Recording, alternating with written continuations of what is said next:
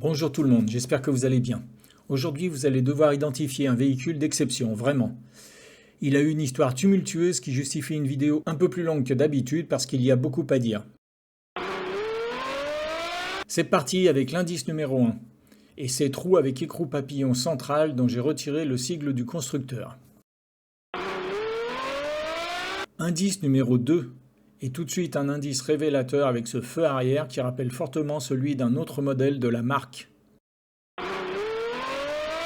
Indice numéro 3, avec un compte-tours gradué jusqu'à 11 000 tours et une zone rouge représentée à 7 500 tours, ce qui me paraît plus réaliste. Indice numéro 4, voilà une originalité. En effet, la tringlerie de boîte à vitesse apparente ne se rencontre pas tous les jours. Indice numéro 5 est ce réservoir dans le coffre qui permet de loger encore 2 roues de secours. Je vous le montre sous un autre angle qui vous permettra de voir un peu mieux les courbes de l'arrière du véhicule. Indice numéro 6 est le tableau de bord presque complet. Rien que la disposition des compteurs devrait vous rappeler un autre modèle de la marque. Le volant, lui, est original et n'a pas été repris sur d'autres modèles. Indice numéro 7. Là, on lâche les gros indices avec ce phare avant et surtout un détail qui devrait vous aider. Pensez à vous abonner, le pouce, la cloche. Indice numéro 8 avec le tableau de bord complet qui devrait vous aider pas mal, d'autant qu'il laisse apparaître un détail révélateur. Indice numéro 9 avec l'aile arrière complète, en plus du petit feu que vous avez déjà vu tout à l'heure. Dites-moi en commentaire quel indice vous a mis sur la voie. Indice numéro 10 et ce fabuleux moteur de 8 cylindres en ligne à injection directe, ce qui était vraiment une innovation pour l'époque. Je vous rappelle que nous sommes dans les années 1950. Indice numéro 11 et une poignée de porte qui, bien qu'elle soit un détail, révèle le système très original de fermeture de ces dites portes. Indice numéro 12 et ses sorties d'échappement directement dans l'aile avant droite.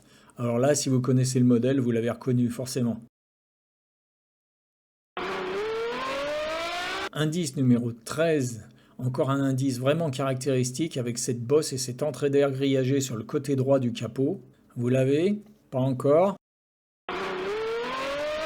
Alors un 14e et dernier indice avec ce pavillon de toit dont vous noterez les entrées d'air et la découpe des portes que l'on peut voir. Le voilà de profil pour ceux qui ne l'auraient pas encore. Alors, il s'agit bien sûr de la Mercedes 300 SLR coupée.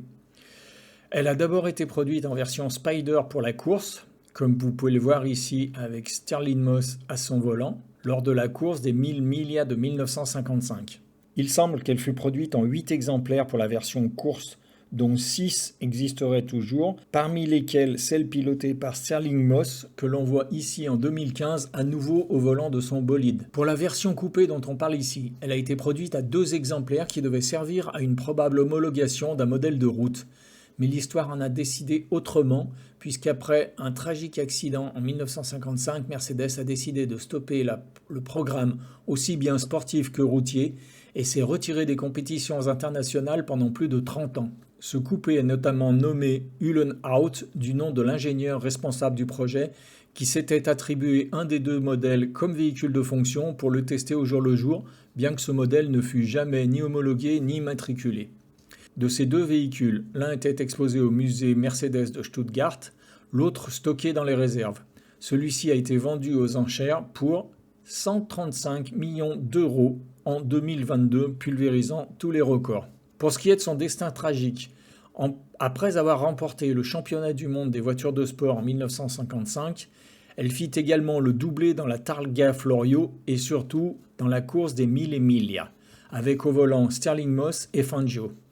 Il faut savoir que cette course, les 1000 Miglia, qui signifie les 1000 miles, parce que la distance correspond à peu près, consiste à faire l'aller-retour entre Brescia, dans le nord de l'Italie, et Rome, soit 1618 km. Et ceci sur route ouverte. Vous avez bien entendu, sur route ouverte. En 1955, Stirling Moss termine premier avec 30 minutes d'avance sur Fangio et une moyenne de 157,65 km/h sur route ouverte, qui était bien dégagée dans les villes où la foule s'amassait comme pour le Tour de France maintenant, mais dans les campagnes, vous pouviez très bien avoir du bétail qui débarquait ou qui traversait la route. D'ailleurs, cette course fut arrêtée 2 ans plus tard suite à un accident tragique qui fit de nombreuses victimes lui aussi. Je dis lui aussi parce qu'aux 24 heures du Mans 1955, le pilote français Pierre Levègue, au volant d'une Mercedes SLR, est surpris à l'entrée de la ligne droite des stands par la manœuvre de son prédécesseur. Il s'écrase dans le talus, la voiture se désintègre en flammes et est projetée dans le public, tuant 82 personnes.